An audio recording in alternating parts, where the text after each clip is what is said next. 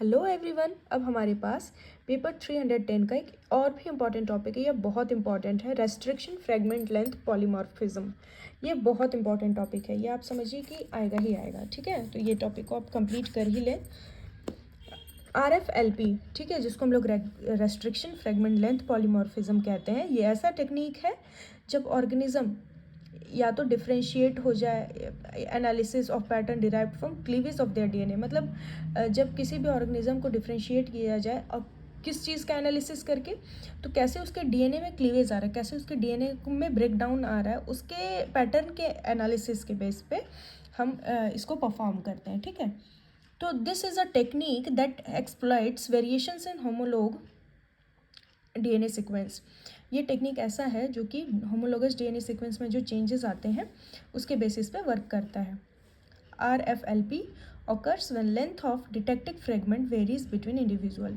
और ये तभी काम करता है जब जो फ्रेगमेंट जो डिटेक्ट हुआ है वो अलग अलग इंडिविजुअल में अलग अलग हो, चेंज होते जाए। अब क्या स्टेप है RFLP के? तो पहला डीएनए एक्सट्रैक्शन हो गया, उसके बाद PCR के साथ PCR में लेबल्ड प्राइमर डालकर उसको चेक किया जाता है। अब उसको डाइजेस्ट किया जाएगा रेस्ट्रिक्शन के एंजाइम के हेल्प से, ताकि वो फ्रेगमेंट में टूट जाए। उसके बाद लास्ट में लेज़र डिटेक्शन किया जाता है। ब्लॉटिंग करने के बाद फिर लेज़र डिटेक्शन किया जाएगा। इसके स्टेप में हम लोग याद रखेंगे कि पहले डीएनए को आइसोलेट किए टारगेट से, उसके बाद उसको रेस्ट्रिक्शन डाइजेशन किए रेस्ट्रिक्शन एंजाइम की हेल्प से।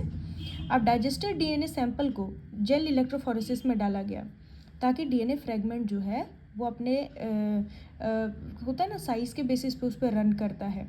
ठीक है, अब जेल को उसके बाद एक केमिकल में डाला जाता है, ताकि डबल स्ट्रैंडेड डीएनए है वो डीनेच्योर होके, मतलब वो टूट के सिंगल स्ट्रैंडेड में चेंज हो जाए। उसके बाद सदर्न ब्लॉटिंग होगा, जिसमें डीएनए जो है वो ट्रांसफ़र होगा जेल से नायलॉन मेम्ब्रेन के ऊपर। अब नायलॉन मेम्ब्रेन जो है वो उसको सॉल्यूशन में डाला गया है, जिसमें radioactive complementary nucleotide probe present है, जो हाइब्रिडाइज करेगा और डीएनए सीक्वेंस को चूज़ करेगा। ठीक है, अब मेम्ब्रेन को वापस से प्लेस किया जाता है एक्सरे फिल्म पे, जहाँ पे हाइब्रिडाइज्ड रेडियो एक्टिव प्रोब जो है वो एक्सरे फिल्म कॉज करता है और ऑटो रेडियोग्राम में उसके इमेज को शो करता है। अब RFLP जो है वो एनालाइज करता है और डिटेक्ट करता है डिफरेंसेस इन द पैटर्न, और कंफर्म करता है पॉलीमॉर्फिज्म है या नहीं। इसका एप्लीकेशन में हम ये देख सकते हैं कि पैटर्निटी या फिर क्रिमिनल केसेस में ये काम आता है, ताकि पता चल सके कि डीएनए सैंपल कहाँ से आया है। क्रोमोसोम मैपिंग में हेल्प करता है। ठीक है, उसके बाद डिटरमाइन करता है डिजीज़ का स्टेटस की, किसी भी डिज़ीज़ का कि कितना सीवियरिटी है या कितना ये हार्मफुल है या कितना ये बढ़ चुका है।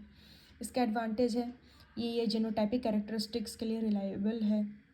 जेनेटिक मार्कर के बेसिस पे इसको रीड किया जाता है। कोडोमिनेंट मार्कर भी एस्टिमेट कर सकते हैं हेट्रोजाइगोसिटी को। उसके बाद जीनोमिक डीएनए सीक्वेंस पढ़ने में हेल्प करता है, और हाईली रोबस्ट मेथोडोलॉजी है, ताकि हम इसको अच्छे से लेबोरेटरी में समझ सकें और पढ़ सकें। तो ये भी एक इम्पॉर्टेंट टॉपिक था। Thank you so much.